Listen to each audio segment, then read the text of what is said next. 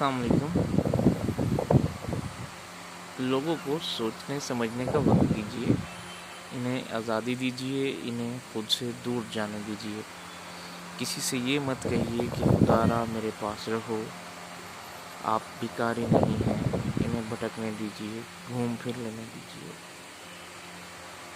زندگی کے میلے میں خود سے بچھڑ جانے دیجیے۔ جو آپ کا ہے وہ شام کو ہی صحیح لوٹ کے آپ کے پاس ہی آئے گا، لیکن لوٹنے کا فیصلہ خود اس کی آزادی سے کرنے دیجیے۔ جو آپ کے کہنے پر آپ پر احسان جتا کر یا مجبور ہو کر رکا، اس کا دل ہمیشہ باہر کی فضاؤں میں بھٹکتا رہے گا۔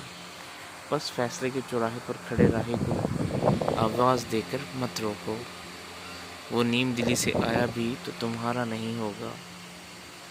اسے جانے دو، تاکہ اگر وہ چاہے تو پورے دل سے تمہارا ہونے کا یقین لے کر واپس لوٹے۔